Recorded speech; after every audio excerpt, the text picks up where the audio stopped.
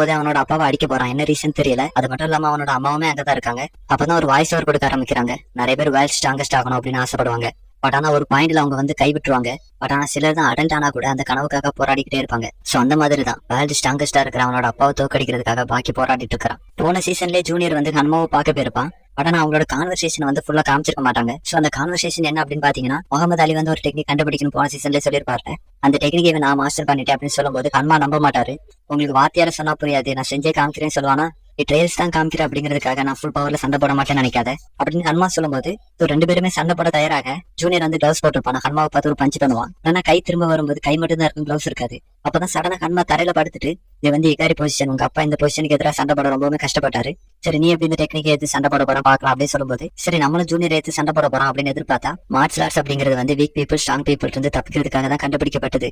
இப்ப ஸ்ட்ராங்கா இருக்கக்கூடிய என்னோட எதிரி கீழே படுத்திருக்கும் போது நான் எதுக்கு சண்டை போடணும் அப்படின்னு சொல்லிட்டு பாய் பாய் சொல்லிட்டு பேருவானா. அவதான் ஹன்மாக்கு வந்து சம கடுப்பாயிடுச்சு. அவரே கேவலப்படுத்திட்டாங்க. அதே மாதிரி ஜூனியர் அந்த பில்லியன் டேபிளுக்கு வந்து ஐ டோர்னமெண்ட்ல கலந்துக்கிறதுக்காண்டி அந்த மாஸ்டர் கிட்ட பெர்மிஷன் கேட்கறதுக்காக வந்திருப்பான்ல. அதுல கூட அவனை டெஸ்ட் பண்றதுக்காக ஒரு ஃபைட் நடந்திருக்கும். ஒரு குண்டை கூட ஃபைட் பண்ண விட்டுருப்பாரு. அந்த குண்டனை ஜூனியருக்கு எதிராக இகாரி டெக்னிக்கை யூஸ் பண்ணிருக்கான்.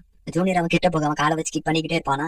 அதுல எல்லாம் மிஸ் ஆகி அவனோட காலை கேட்ச் பண்ணிட்டு அதுக்கடுத்து என்ன படுத்து கிடக்கான். முந்திலே குத்தி தான் இருப்பான். அதே நைட்டு சைனால ஏதோ ஒரு இடத்த காமிக்கிறாங்க. அங்க வந்து அண்ணன் தம்பி அப்படின்னு 2 பேர் இருக்கானுங்க.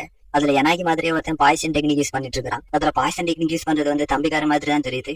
உன்னோட அண்ணனை பார்த்து நீ எனக்கு ஆப்பனண்டா வந்தாலும் ஒன்னு சும்மா விட மாட்டேன் அப்படின்னு சொல்லுவான். சோ இந்த மாதிரி இதெல்லாம் காமிச்சிட்டு நெக்ஸ்ட் டோர்னமெண்ட் நடக்கக்கூடிய மார்னிங் தான் காமிக்கிறாங்க. சோ நம்ம அப்படியே அந்த டோர்னமெண்ட்ல பார்ட்டிசிபேட் பண்ணக்கூடிய கண்டெஸ்டன்ட் பார்த்தோம் அப்படின்னா, ஆல்ரெடி நமக்கு 3 பேர் தெரியும். யூஜிரோ, பாக்கி, ஜூனியர். இவங்க 3 பேரும் நான் சைனீஸ் பீப்புள். சோ சைனால இருந்து ஒரு 12 பேர் கலந்துக்கிறானுங்க. உங்களை மேட்ச் அப்போ ஒருத்தனா பாத்துக்கலாம். இதுக்கு முன்னாடி நடந்த ரைட் ஆய் டோர்னமெண்டோட சாம்பியன் அப்படின்னு சொல்லிட்டு ஒருத்தர் காமிக்கிறாங்க. லிட்டரலி அவருக்கு எவ்வளவு வயசு இருக்குன்னு நினைக்கிறீங்க? 146. அப்பதான் மேட்ச் யார் யாருக்கெல்லாம் நடக்க போகுது அப்படிங்கிற டேபிளட்ட பார்த்தோம் அப்படின்னா, இல்ல அதுல ஃபர்ஸ்ட் 2 பேர் தான் இருக்கு. வேற யார் பேருமே அதுல எழுதப்படவே இல்லை. ஒவ்வொரு மேட்ச் எண்டாக தான் அதுல வந்து நேம் ஆட் பண்ணுவாங்களாம். ஃபர்ஸ்ட் மேட்ச் யாருக்கலாம்னா ரெட்ஸோட மாஸ்டருக்கும் பாக்கியோட அப்பா யூஜிரோ ஹன்மாவுக்கும் தான். அப்ப அங்க இருக்கிற சைனீஸ் பீப்புள் எல்லாருமே நம்மளோட கை இந்த அளவுக்கு சண்டை போட போறாரு அப்படிங்கறத பாக்குறதுக்கு ஆவலா இருக்காங்க. வந்திருக்கிற ஆடியன்ஸ் யூஜிரோ பத்தி ஒண்ணுமே தெரியல. சோ மேட்ச் ஸ்டார்ட் ஆகும்போது தான் அனௌன்ஸ்மெண்ட் பண்ணுவார்ல, அவர் ஸ்டார்ட் பண்ணி ஒரு விஷயம் சொல்றாரு. சோ இப்ப ரெட்ஸோட மாஸ்டர் ரியூ வந்து இந்த கண்ட்ரியோட பிரைட் கைகோவா இருக்காரு. பட் ஆனா யூஜிரோ வந்து அவர் கூட சண்டை போடுறது அளவுக்கு ஒர்த்தா அப்படிங்கறது மக்களுக்கு காமிக்கணும்ல. அதனால ஒரு டெமான்ஸ்ட்ரேஷன் பண்ணி காமிக்கணும் அப்படின்னு சொல்றாங்க. அப்பதான் ஒரு 40 பிளாக் டைல்ஸ் எடுத்து வச்சுட்டு ரைட் ஆய் டோர்னமெண்ட்ல கலந்துக்கணும்னா குறைஞ்சது 10 டைல்ஸ் ஆட்டம் உடைக்கணும் அப்படின்னு சொல்லும்போது, அங்க மொத்தம் 40 டைல்ஸ் அடுக்கி வச்சிருக்காங்க. சும்மா அந்த டைல்ஸ்ல கையை வச்சுட்டு, இந்த டைல்ஸை வச்சாட என்னோட ஸ்ட்ரென்த்தை மெஷர் பண்ண போறீங்க சூப்பர் பசங்க அப்படின்ற மாதிரி வச்சுட்டு பாரு. உங்களை 2 அப்பளத்தை வச்சு நசுக்க சொன்னா எப்படி நசுக்கமோ இந்த மாதிரி 40 பிளாக் டைல்ஸுமே ஸ்மாஷ் பண்ணிடுறாரு. அந்த மாதிரி 40 பிளாக் டைல்ஸுமே ஸ்மாஷ் பண்ணிடுவாரா. அப்படியே ரியூ கைகோவை பார்த்துட்டு டைல்ஸை பிரேக் பண்ண சொல்றது, செவுத்த உடைக்க சொல்றது, பேப்பரை கையாலே வெட்ட சொல்றது, இதெல்லாம் எதுக்கு? அது நம்மள எதிர்த்து சண்டை கூட போடாது, நம்ம அதை சும்மா அடிச்சு நொறுக்க மட்டும் தான் செய்யறோம் அப்படின்ற மாதிரி சொல்ல, இதை கேட்ட audience, ministry of martial arts எல்லாருமே யூஜிரோ ஒரு மாதிரி பாத்துட்டு பாருங்க. அப்பதான் ரியூ என்ன சொல்லுவாருன்னா, நம்ம மார்ஷல் ஆர்ட்ஸ் பழகிறதுக்கு முன்னாடி வீக்கா இருப்போம். அதை பழகின பிறகு நம்ம ஸ்ட்ரென்த் கூடி இருக்கா இல்லையா அப்படிங்கறத மாதிரி நான் ரெசிஸ்டன்ஸ் ஆப்ஜெக்ட் மேல யூஸ் பண்ணி தான் நம்ம தெரிஞ்சுக்கிறோம். சோ அதை வந்து நான் வேஸ்ட் நினைக்கல அப்படின்ற மாதிரி சொல்லிட்டு 2 பேருமே சண்டை போட தயாராவாங்க. ரியூ யூஜிரோ வந்து அட்டாக் பண்ண போக ஹன்மா ரியூவோட மண்டிலேயே கை வச்சுட்டு அசையாம இருன்னு சொல்லுவாரா. பட் ஆனா அவருக்கு ஹன்மாவோட கையை கேட்ச் பண்ண அவனை அசையக்கூடாதுன்னு சொன்னேன் அப்படின்னு சொல்லிட்டு கிரவுண்ட்லயே சேர்த்து ஒரே அடி. அப்பதான் ஹன்மா அந்த மினிஸ்டர் நோக்கி ஏதோ தூக்கி வீசுவாரு. அவரும் நமக்கு ஏதோ பிரச்சனை தான் தாராம் அப்படின்னு சொல்லிட்டு கையில பிடிச்சு பார்த்தா ரியோட ஃபேஸ் இருக்குல்ல, அது ஃபுல்லாவே ஹன்மா பிச்சு எடுத்திருக்காரு. சரி நான் வின் ஆயிட்டேன், நீங்க அறிவிச்சீங்கன்னா நான் பேரு அப்படின்னு யூஜிரோ சொல்லிட்டு இருக்கேன். ரியோ ரெட்ஸோட மாஸ்டர் தானே, அதனால ரெட்ஸ் வந்து ஹன்மா கூட சண்டை போட அந்த ஸ்டேஜுக்குள்ள வரான். வந்தது மட்டும் இல்லாம ஹன்மாவை பார்த்து நீ இப்ப என் கூட சண்டை போட அப்படின்னு சொல்லுவான். ஹன்மா சண்டைக்கு ரெடி ஆகிறதே பாக்குறதுக்கு பயங்கரமா இருக்கும். அப்பதான் ஃபேஸ்ல ஸ்கின்னே இல்லனாலும் ஒரு துணியை வச்சு மூஞ்ச மறைச்சிட்டு ரெட்ஸ் கிட்ட வந்து நீ என்ன கேவலப்படுத்த நினைக்கிறியா அப்படின்னு சொல்லிட்டு இருப்பாரா. சடனா ஒரு ஃபேஸ்ல வச்சிருந்த துணியை ஹன்மாவை நோக்கி வீசிட்டு ஹன்மாவை நோக்கி கிக் பண்ண போவாரு. அது வந்து சர்ப்ரைஸ் கிக்காவே இருந்தாலும் ஹன்மாவை பொறுத்த வரைக்கும் சர்ப்ரைஸ் கிடையாது. இதை வந்து ஈஸியாவே டாஜ் பண்ணிடுவாரு. ஒரு கைகோவா இருந்துட்டு இப்படி பண்ணலாமா அப்படின்னு சொல்லிட்டு பேசுற ஒரு கிக்கு ரியூ அந்த இடத்துல நாக் டவுன் ஆகி விட போக ரியூ வந்து ஜாக்கி கிட்ட பயங்கர மாடி வாங்கியிருப்பாரா. ஹன்மா ஒரு கிக்கு கொடுக்க ரியூ அந்த இடத்துல நாக் டவுன் ஆகிறாரு. ஆடியன்ஸோட ஃபேஸ் ரியாக்ஷன் வச்சே நம்மளால சொல்ல முடியும் எந்த அளவுக்கு கைகோ பட்டது உயர்வா நினைக்கிறாங்க. நெக்ஸ்ட் யார் 2 பேருக்கு மேட்ச் அப்படின்னு பாத்தீங்கன்னா, ஜோ கைகோ அடுத்த நம்ம ஜூனியர் இருக்கால, இவங்க 2 பேருக்கு இடையில தான் நெக்ஸ்ட் மேட்ச் நடக்க போகுது. மேட்சுக்கு போறதுக்கு முன்னாடி ஜூனியர் கொஞ்சம் பிராக்டிஸ் பண்ணி பாத்துட்டு இருப்பானா. இடத்துக்கு வந்து மார்ச் மாட்ட ஜூனியர் கிட்ட பேச ஆரம்பிக்கிறாங்க. உங்களுக்கு ஞாபகம் இருக்கா, நம்ம டோக்கியோல மீட் பண்ணிருக்கோம் அப்படின்னு மாதிரி சொல்லும்போது, ஜூனியர் நான் உங்களை மீட் பண்ணணும்னு எதிர்பார்க்கவே இல்லை அப்படின்னு சொல்லுவானா. அப்பதான் மார்ச் மாட்டோம், நீங்களும் இந்த டோர்னமெண்ட்ல கலந்துருக்கீங்க அப்படின்னு எதிர்பார்க்கவே இல்லை அப்படின்னு சொல்லுவாங்களா. நீ உனக்கு கவலைப்பட வேண்டாம், நான் தான் வின் ஆவேன் அப்படின்னு ஜூனியர் சொல்லுவானா. சோ மார்ச் மாதம் சுகமாக ஆரம்பிக்கிறாங்க. ஜூனியரும் புரிஞ்சுப்பான் யார் இந்த போட்டியில கலந்துருக்கா அப்படின்னு கேட்கும்போது அவங்களுமே எல்லாமே சொல்றாங்க. உங்களோட லவர் வந்து இந்த போட்டியில கலந்துருக்கிறா, அவங்களோட கண்டிஷன் வந்து ரொம்பவே பேடா இருக்குது. கேட்ட உடனே மார்ச் மாதம் ஆள ஆரம்பிச்சிருவாங்களா.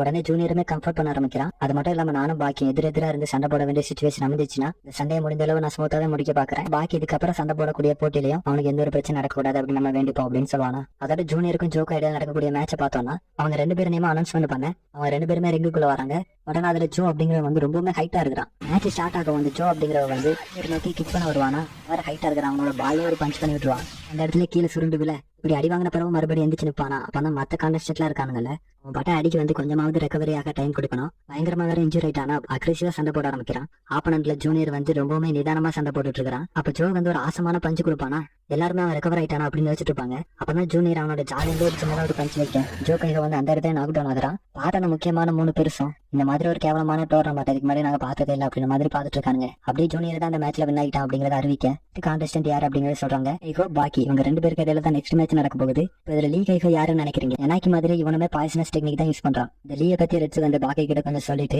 இவங்க கூட சண்டை போட்டு பார்க்கணும் அப்படிங்கறத நான் பல தடவை ஆசைப்பட்டிருக்கேன். உண்மையாவே ரொம்ப லக்கி தான் அப்படின்ற மாதிரி சொல்லுவாரா. கைகோ அப்படிங்கிற ஒரு டைட்டிலே போதும் அவன் எந்த அளவுக்கு த்ரெட் அப்படிங்கறது சொல்றதுக்கு. இல்ல நான் லக்கி தாரே அப்படின்ற மாதிரி சொல்லும்போது உண்மையான ஹன்மா பாக்கி அவைக்கனிங் பண்றதுக்கு இந்த ஃபைட் உனக்கு ரொம்பவே யூஸ்ஃபுல்லா இருக்கும் அப்படின்ற மாதிரி ரெட்ஸ் சொல்லுவாரா. இவ்வளவு நேரம் இவங்க 2 பேரும் பேசுறத பின்னாடி இருந்து மார்ஸ் மட்டும் கேட்டுட்டு தான் இருந்திருப்பாங்க. அவங்க ஏதோ வாய்க்குள்ள முணங்கின மாதிரி இருக்கும்.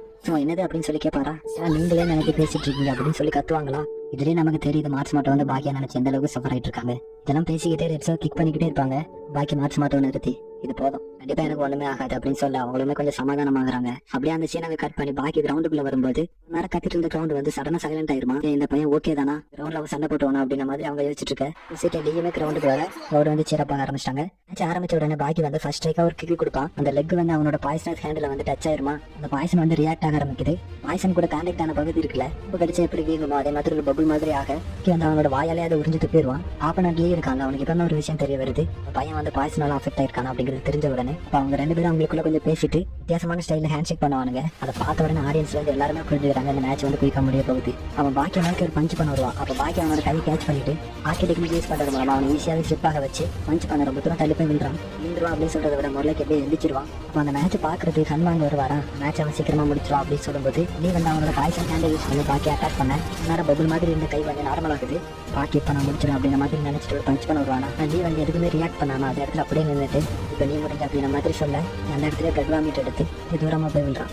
பாடி வந்து லீக்கான பிளட்டை வச்சு 1 லிட்டர் டேனேஜ் ஃபில் பண்ணிடலாம். இந்த மாதிரி அவன் டவுன் ஆகி இருக்க வெச்சு வந்து பாக்கியோட உடம்புல எதை வேணா நோட்டீஸ் பண்றாரு. பட் ஆனா அது நமக்கு என்னன்னு தெரியல. உனக்கு இருக்கிற பாக்கி கிட்ட மாற்ற மாட்டா வந்து உன்னோட பாடியில இருந்து எல்லாமே சேஞ்ச் ஆயிடுச்சு. பட் ஆனா உன்னோட கேரக்டர் மட்டும் சேஞ்ச் ஆகல அப்படின்ற மாதிரி சொல்லிட்டு இருப்பாங்க. அங்க இருந்து பையன் ஒரு நல்ல பொண்ணை தான் தேர்ந்தெடுத்திருக்கான் அப்படின்னு மாதிரி நினைச்சிட்டு இருப்பாரு.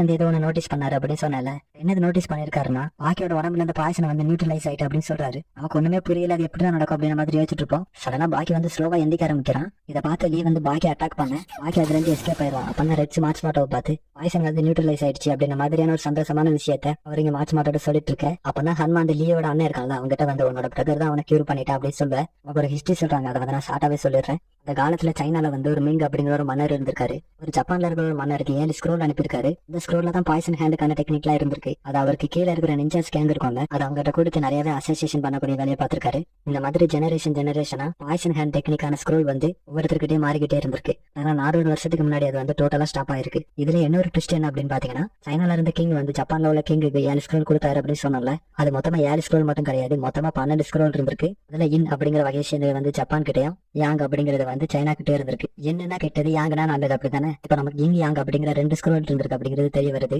2 பாய்சன் வகையுமே பாக்கியோட உடம்புல கலந்தனால உடம்புல இருந்த பாய்சன் வந்து நியூட்ரலைஸ் ஆயிருக்கும் அப்படின்ற மாதிரி ரெட்ஸ் சொல்ல யாங் பாய்சன் இருக்குல்ல அதுக்கு வந்து நியூட்ரலைஸ் பண்றக்கூடிய திறமை இருக்குதா. பட் ஆனா அது வந்து ரொம்பவுமே ரேர் கேஸ்ல தான் நடக்குமா. சோ இப்ப இங்க என்ன நடந்துச்சு அப்படிங்கறது லீயுமே ஒரு மாதிரி அண்டர்ஸ்டாண்ட் பண்ணிக்கிறான். முகம் நீ தப்பிச்சிட்ட ஆனா இது எனக்கு பேட் நியூஸ் அப்படிங்கிறது மட்டும் எனக்கு தெரியுது. இப்ப இங்க என்ன நடந்துச்சு அப்படிங்கிறது எனக்கு புரியல. பட் ஆனா உங்களை டிஃபீட் பண்ணணும் அப்படின்னு பாடி ஏங்குது அப்படின்னு பாக்கி சொல்ல அதையும் பாத்துறோம் அப்படின்னு சொல்லிட்டு லீ வந்து ஒரு பஞ்ச் பண்ண விடுவாரா. பஞ்ச் பண்ற கையவே பாக்கி வந்து கிரஷ் பண்ணி விட்டுருவான். நெக்ஸ்ட் ஜால இருந்தே ஒரு பஞ்ச் பண்ண இது வந்து ஸ்டெடியா நிப்பாரா. பட் ஆனா கொஞ்சம் அன்கான்சியஸா இருக்கிற மாதிரி தான் தெரியுது. பாக்கி நெக்ஸ்ட் பஞ்ச் பண்ண வருவான். ஆனா பாதியிலே ஸ்டாப் பண்ணிட்டு டாக்டர் வர சொல்றான்.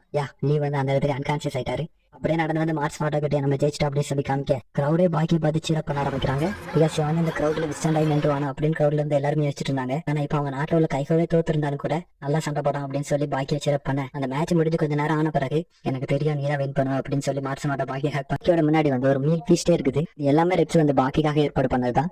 பாக்கியமே சாப்பிட ஆரம்பிக்கிறான். இந்த மாதிரி அவன் சாப்பிட்டு ரொம்ப நாள் ஆகுது இல்ல, அதனால ரொம்பவுமே சந்தோஷமா என்ஜாய் பண்ணி சாப்பிட ஆரம்பிக்கிறான். ஆனா அது ஃபுல்லாவே சாப்பிட்டு முடிக்க ரெட்ஸ் வந்து வெயிட் பண்ணு உனக்கான டெசர்ட் வந்துட்டு இருக்கு அப்படின்னு சொல்ல நான் இப்ப இருக்கிற கண்டிஷன்ல நீங்க எவ்வளவு எவ்வளவு கொடுத்தாலும் சாப்பிடுவேன் அப்படின்ற மாதிரியான மூடல பாக்கி உட்காந்துட்டு இருக்கேன். சரின்னு சொல்லிட்டு ஒரு பக்கெட் ஃபுல்லா தண்ணியை கொண்டாந்து முன்னாடி வைப்பாரா. என்ன டெசர்ட்னு சொன்ன வெறும் தண்ணி மாதிரி இருக்கு, இப்ப ஹைட்ரஜன் நிறைய தேவைப்படுது, அதனால அந்த 10 லிட்டர் தண்ணியை குடிச்சிரு. என்ன உனக்கு இப்ப இனிப்பு தானே வேணும், என்கிட்ட நேச்சுரல் இன்கிரிடியன்ட் ஒன்று இருக்குது. அவர்கிட்ட நேச்சுரலா இனிப்பு தரக்கூடிய ஏதோ ஒரு பாட் மாதிரி வச்சிருக்காரு. உள்ளத உள்ள கொட்டை ஒரு செகண்ட் கூட ஆகல, அந்த 4 கிலோ பாக்கெட் வந்து ஃபுல்லாவே மிக்சட் ஆயிருது. இதனால பாக்கியோட செல்ஸ்ல இருந்து லிவர் வரைக்கும் ரொம்பவே பேட் கண்டிஷன்ல தான் இருந்திருக்கும். ஒழுங்கா சாப்பிடாம தண்ணியும் குடிக்காம இருந்திருப்பானா. அவன் வாட்டர் குடிக்க குடிக்க அவனோட பாடியில இருந்து ஏதோ ஸ்டீம் மாதிரி வெளியே வர ஆரம்பிக்குது. அவ்வளவுதான், இங்க பாக்கி வந்து ஃபுல் ரெக்கவரி ஆக. அப்படியே நம்ம ஹன்மாவை பார்த்தோம்னா அந்த 100 வயசு காக்கு அப்படிங்கிற ஒரு கிழமை உண்டுல, உன்னை பார்த்த திறமசாலி மாதிரி இல்லையே அப்படின்ற மாதிரி ஹன்மாவை பத்தி பேசிட்டு இருக்க. அது மட்டும் இல்லாம அவர் அந்த காலத்துல எந்த அளவுக்கு பலசாலியா இருந்தாரு, மாதிரியான ஃபைட் எல்லாம் பண்ணாரு அப்படின்ற மாதிரி பேசிட்டு இருக்க. நெக்ஸ்ட் மேட்ச்க்குமே அனௌன்ஸ்மெண்ட் பண்ண இதை நாங்க எக்ஸ்பெக்டே பண்ணல. ஒரு வயசு தாத்தா சொல்லிட்டு இருந்தாலும் அவர் வந்து இந்த அரை நாள் இப்ப ஃபைட் பண்ண போறாரு. அவருமே ஹன்மா கிட்ட நான் உண்மையான ஹியூமன் ஸ்ட்ரென்த் என்ன அப்படின்னு காமிக்கிறேன்னு சொல்லிருப்பாரா. இந்த மாதிரி சொல்லிட்டு காய்ச்சி லிட்டரலி அவருக்கு 142 வயசு. இதைதான் அந்த ஆச்சரியமே சொல்லிட்டு இருக்காரு. 142 வயசான கிழவர் எப்படி நினைச்சிருக்காரு தெரியல, எப்படி சண்டை போட போறாருன்னு தெரியல. அதை விட இங்க பெரிய ஆச்சரியம் என்னன்னா அவர் இந்த மேட்ச்ல கலந்துக்கிறாரு அப்படிங்கிறது தான். இந்த மாதிரி ஆச்சரியம் ஒரு சைடு ஃபன் பண்ணிட்டு இருக்க. மேட்சுமே ஸ்டார்ட் ஆகுது. காக்கு ஆப்பனண்டா சாவான் அப்படின்னு ஒருத்தர் இருக்கானா. இவன் வந்து 18 வயசுல தாய்வான்ல நடக்கக்கூடிய நிறைய மேட்ச்ல வின் ஆயிட்டு இருந்திருக்கான். ஒன்னா சைனால உள்ள மார்ஷல் ஆர்ட்ஸ் மாஸ்டர் ஒருத்தர் ஆக்சிடென்டா மீட் பண்றான். மட்டும் இல்லாம அவர் கூட இயர்ஸ் கணக்கா ட்ரைனிங் எடுக்கிறான். அப்படியே அவங்க 2 பேரும் தாய்வான்ல இருந்து ஹாங்காங் மூவ் ஆகி வராங்க. வந்த இடத்துல நிறையவே டோர்னமெண்ட்ல வின் பண்ணவும் செய்றாங்க. இப்படி சைனால அவரோட ஸ்ட்ரென்த் வந்து ப்ரூவ் பண்ணி அவருக்கு கைகோ பட்டமும் கிடைச்சது அப்படின்ற மாதிரி சொல்லி அவர் இன்ட்ரோடியூஸ் பண்ணும்போது நம்ம இவங்க 2 பேரும் ஹைட் வித்தியாசம் பார்த்தோம் அப்படின்னா ஹாக்குவை விட டபுள் த அமௌண்ட் பெருசா இருக்கிறான். இதுலயும் ஓடியில ஆன்சர் வேற காமெடி பண்ணிட்டு இருப்பான். நம்ம கைகோக்கு கண்ணு தெரியுமா, கண்ணாடி வேற கடத்தாம இருக்காரு. இவனும் மனசுல மேட்ச் டப்புன்னு முடிச்சிடலாம் அப்படின்ற மாதிரி யோசிச்சுட்டு இருக்கும்போது பெருசு வேற உடம்பு சரியில்லாத மாதிரி இருந்துமா, இவனும் இதான் சான்ஸ் அப்படின்னு சொல்லிட்டு ஒரு கிக் பண்ணுவான். நமக்கு பார்க்கும்போது அது கிளீன் கிட் மாதிரி தான் இருக்கும். பெருசு என்ன டெக்னிக் யூஸ் பண்ணிச்சுன்னு தெரியல, ஆனா அந்த டெக்னிக்ல இருந்து தப்பிச்சு வந்து இவனோட ஷார்ட்ஸ் உறிஞ்சு விட்டு ஷேம் பண்ணி விட்டுருவாரு. பெருசு உறிஞ்சு விட்டது மட்டும் இல்லாம அவனோட பாட்ஸ்ல ஒரு ஃபிகர் பண்ண பெருசு வந்து ஈஸியாவே மேட்சை வின் ஆயிட்டு போயிட்டு இருக்காரு. இவர் வேற ஈஸியா வின் ஆயிட்டாரா, அதனால பேட்டி எடுக்க நிறைய பேர் வந்திருக்காங்க. நீங்க எப்படி அவனை இந்த அளவுக்கு சிம்பிளாவே தோக்கடிச்சீங்க, என்ன மாதிரியான பவர் யூஸ் பண்ணீங்க அப்படின்ற மாதிரி கேட்கும்போது ஆனா சிம்பிளா கைது சுண்டா மட்டும் தான் செஞ்சேன். இந்த மாதிரி வயசான ஆளுங்க பொண்ணுங்க நாங்க வந்து ப்ரூட் ஸ்ட்ரென்த்தை நம்பி இருக்கிறது இல்ல, டெக்னிக்ஸ் தான் நம்பி இருக்கிறோம். தேவையான இடத்துல தேவையான டெக்னிக் தேவையான ஸ்பீட்ல யூஸ் பண்ணா மட்டுமே போதுமானது. நம்ம ஏதாவது அரை நாளா ஃபைட் பண்றோம் இல்ல ஏதாவது மேட்ச்க்கு போறோம் அப்படிங்கும்போது பதட்டம் மட்டும் படக்கூடாது. பொறுமையா இருந்து நீ தான் நம்ம யோசிச்சு சண்டை போட்டோம்னா நீங்க நினைச்சிட பண்ணலாம் அப்படின்ற மாதிரி பேட்டி கொடுத்துட்டு இருக்க. அப்பதான் நம்ம அது தோத்து போயிட்டான பயங்கர கோவத்துல இருக்கிறான். இந்த மாதிரி அந்த பெருசு பண்ணணும் நான் எதிர்பார்க்கவே இல்லை அப்படின்ற மாதிரி கத்திட்டு இருக்கேன். இடத்துக்கு வந்த ஹன்மா இப்ப நீ எப்படி ஹாங்காங்ல போய் தலையை காட்ட போற அப்படின்னு யோசிச்சுட்டு இருக்கேன். இதுவே நீ ஜாப்பனீஸா இருந்தா நான் நேரத்துக்கு நீ ஹராக்கரி பெர்ஃபார்மன்ஸ் பண்ணிருப்ப அப்படின்ற மாதிரி சொல்லும்போது நமக்கு ஒரு டவுட் இருக்கும். ஹராக்கரினா என்ன, அதாவது ஜப்பான்ல வந்து ஒரு ரிச்சுவல் இருக்குது. இந்த ரிச்சுவலோட மெயின் பர்பஸ் சூசைட். அதுவும் நம்ம உடம்புல இருக்க இன்டர்னல் ஆர்கன்ஸை ஸ்வாடோட வெளியே எடுத்துக்கொள்ற மாதிரியான ஒரு சூசைடல் ரிச்சுவல் தான் அது. இதை கேட்ட உடனே அவன் கூட வந்து கோபமாக ஆரம்பிக்கிறான். உடனே கோபத்தில் அடிக்க வருவானா, அவன் மண்டையை பிடிச்சி தரையில ஒரே அடி. இந்த மாதிரி ஹன்மாங்க இருக்கிற எல்லாரையும் பிடிச்சி ரேகிங் பண்ணிட்டு இருக்காரு. நீ நம்ம பாக்கியை பார்த்தோம்னா பாக்கி வந்து ஃபுல்லா ரெக்கவர் ஆயிட்டான். பாக்கி ரெக்கவர் ஆனதுல மாற்ற மாட்டா விடவும் சுத்தம் பயங்கரமான சந்தோஷத்துல இருக்காரு. நெக்ஸ்ட் மேட்ச் கண்டஸ்டன்டா டோரியன் வந்து நிக்க அவன் கேண்டி வேற சாப்பிட்டு இருப்பானா, அதனால ஆடியன்ஸ் எல்லாருமே இவன் வந்து நார்மலா தான் இருக்கானா, வியர்டாவா இருக்கிற மாதிரி இருக்கு அப்படின்ற மாதிரி ஒரு மிக்ஸ்டு ரியாக்ஷன்ல தான் இருக்காங்க. டோரியன் கூட யூ கைகோ அப்படின்னு ஒருத்தன் சண்டை போட போறான். மேட்ச் ஸ்டார்ட் ஆகி வந்து டோரியனை போட்டு பயங்கரமா அடிச்சு வெளுக்க ஆரம்பிக்கிறான். டோரியனோட வாயில இருந்த கேண்டியுமே வெளியே விழுந்துருமா. டோரியன் திரும்பி சண்டை போட மாட்டான். கேண்டின்னு சொல்லிட்டு கேண்டியை நோக்கி தான் நடந்து போயிட்டு இருப்பான். இவன் அடிக்காம இருக்கான் அப்படிங்கிறதுக்காண்டி அவனும் அடிக்காம சும்மாவா இருக்க போறான். அவன் பங்குக்கு அவன் டோரியனை விடாம பயங்கரமா அடிச்சு விழுந்துட்டு இருக்கான். தெரிஞ்ச எல்லா டெக்னிக்குமே யூஸ் பண்ணி டோரியனை கீழே படுக்க போட ஆடியன்ஸுக்கு மட்டும் இல்ல நமக்குமே ஆச்சரியமா தான் இருக்கும். என்னடா அவ்வளவுதான் மேட்ச் முடிஞ்சிருச்சா, அவனும் டோரியன் தோத்துட்டான் அப்படின்னு அறிவிக்க அப்ப அந்த இடத்துக்கு ஒளிவாவும் வருவானா. கீழே விழுந்திருந்த கேண்டியை எடுத்து டோரியனோட வாயில வைக்க ஏதோ பொம்மைக்கு சாவி போட்டு விட்ட மாதிரி இருந்துச்சு நடந்துட்டு இருப்பான். கண்டிப்பா டோரியன் வந்து காஞ்சேஸோட இருந்திருந்தா அவனை அடிச்சு தோச்சிருப்பான் அப்படின்னு நான் நினைக்கிறேன். இவங்க அப்படியே அந்த ரிங்க விட்டு வெளியே நடந்து வந்துட்டு இருப்பாங்களா. அப்பதான் இவங்க கூட இப்ப ஒரு சண்டை போட்டுட்டு போனால டோரியன் கிட்ட வந்து ஒரு வெஸ்டர்னர் வந்து கைகோவா அழைக்கப்பட்டது வந்து எனக்கு பிடிக்கல அப்படின்ற மாதிரி சொல்லிட்டு என் கூட இப்ப அவனை சண்டை போட சொல்லு அப்படின்னு சொல்லி பிரச்சனை பண்ணிட்டு இருக்கான். ஒளிவா பண்ணான், டே அவனே சிக்கா இருக்கிறான்டா, வேணா என் கூட சண்டை போனா அப்படின்னு கேட்கும்போது அவனுமே ஒளிவாவை ஃபுல் ஸ்கேன் பண்ணிட்டு வெறும் ஸ்ட்ரென்த் மட்டும் தானா அப்படின்னு கேட்பானா. அவன் வெறும் ஸ்ட்ரென்த் மட்டும் தான், அவனை சண்டைக்கு வரையா அப்படின்னு ஒளிவாவும் கேட்க ஸ்டேட்டுக்கு வாடா நானும் பாத்துக்கிறேன் அப்படின்னு சொல்லி இவனும் கத்த 2 பேருக்கு மேட்ச் நடக்க போகுது அப்படின்னு சொல்லி அனௌன்ஸ் பண்றாங்க. மாதிரி பிரச்சனையோட ஒரு மேட்ச் அப்படிங்கும்போது அந்த மேட்சுக்குன்னு ஒரு ஹீட் இருக்கும்ல, அதே மாதிரி ஆடியன்ஸ் எல்லாருமே ரொம்பவுமே ஹீட்டப் ஆகி நீதான் ஒலிவா பெஸ்ட் அசிஸ்டன்ட் அப்படின்னு சொல்லி ஒலிவாவா பயங்கரமாவே சீர பண்றாங்க. அப்பதான் இவன் ஒலிவா கிட்ட இவன் எந்த மாதிரியான ட்ரெயினிங்ல க்ரோ த்ரூ பண்ணி வந்திருக்கான் மாதிரியான விஷயங்கள் சொல்ல ஆரம்பிக்கிறான். இவனோட ஸ்பெஷாலிட்டி அப்படின்னா என்னன்னு பார்க்கும்போது நம்மளோட ஹியூமன் பாடி இருக்குல்ல அதை வந்து டைமண்ட் அளவுக்கு ஸ்ட்ராங்கா மாத்துறதுதான் இவங்களோட மெயின் ட்ரைனிங்காவே இருந்திருக்கு. என்னது டைமண்ட் அளவுக்கு ஸ்ட்ராங்கா, அப்ப என்னோட ஸ்ட்ரென்த்தை ஃபுல்லா டெஸ்ட் பண்றதுக்கு கரெக்டா இருக்கும். சொல்லிட்டு அவனோட மண்டை எப்படி பானா பைத்தியமாடா நீ அப்படின்னு சொல்லிட்டு கிரஷ் பண்ணி விட்டுருவான். கான்பிடன்ட் அப்படிங்கிறது இருக்கும் கைஸ், ஆனா இவனே மாதிரி ஓவர் கான்பிடன்ட் தான் சாகதான் செய்வானுங்க. அங்கிருந்து பயங்கரமா சிரிச்சிட்டு இருக்காரு. இந்த எபிசோடுமே